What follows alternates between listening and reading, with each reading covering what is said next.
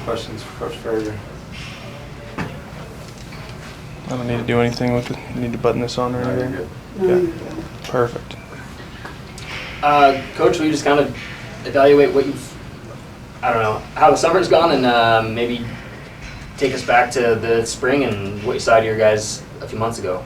Okay. I thought spring ball was successful for us. Offensively, we had to battle with a few injuries. Some of our scrimmages and stuff, we held some people out too to just kind of ensure that their health was good in the fall. So with that, we didn't have a full team out there this spring. I didn't feel on the offensive side of the ball.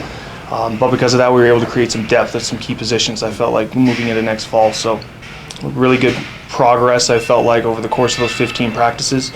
And excited to kind of get back and see what we do. This summer, I know our guys are here. I know they're working out. We can hear them right in the next room right now, throwing the weights around. So that's always fun for us as coaches to come back in August and see the type of work that the players have put in on their own when things aren't mandatory, for them to be here to see kind of how they've transformed both mentally and physically to get ready for the season. What are you, I guess, most concerned about, or what you're going to maybe emphasize come fall ball? I think just getting our guys mentally ready to play every single week. That was the thing that I learned from our team last year. Now, we're not the same team, but we have a lot of similar players back, of taking a mental approach to how do we mentally get ourselves ready to compete at our level, the standard that we've set for ourselves week in and week out, without having any lapses from week to week.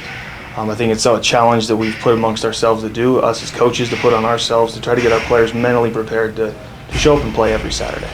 And a lot of people are talking about your guys' tough schedule. What about the schedule either stands out to you? What excites you about it? I mean, usually tough schedules build tough players. So where's your head at when you take a look at your games this season? We know we got to take them one game at a time. Obviously, you look at it, we have some tough games out there, but that's something that us as coaches and our players, we have no control over.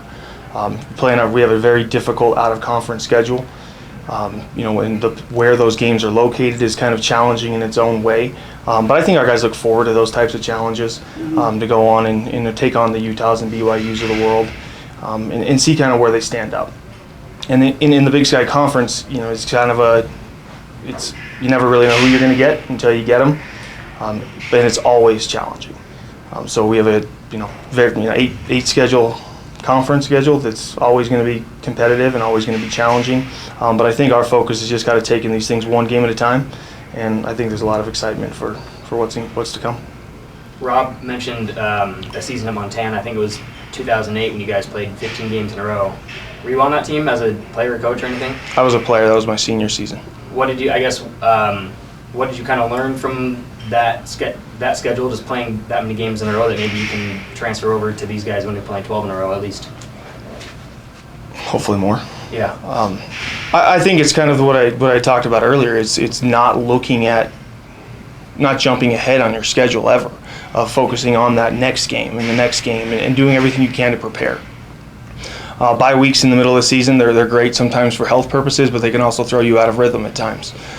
And so I think that's just the emphasis. Is we just got to focus on the next game on our schedule, not worry about the 12th game on the schedule, and just take care of business that way. What did you see out of your quarterbacks during the spring, and what do you expect to see out of them here in a month or so?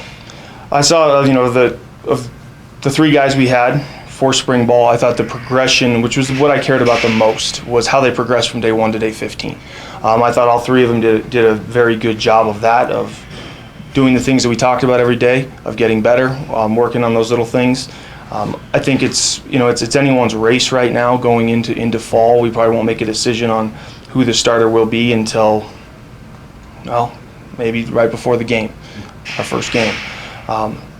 But I know the guys are working hard this summer. I think we have a hungry bunch of guys that want that to be their job. And so I think just moving forward with them to see how they progress over the summer and see who's ready to go. But I feel comfortable with who we have right now on our team. I think when you look back on it, it's going to be very difficult to replace Tanner Golan. Just the experience that he had, that's not something that you're going to be able to replace. But I think the guys that we do have have their own unique skill set, and that's on us as an offense and us as coaches to help put those guys in the most successful positions. Yeah, and given that 2 or 3 of them are going to have to battle it out to earn that starting spot, I mean, is that a pretty good motivator to get them to work hard and study hard and be prepared? I would hope so. Yeah, I would.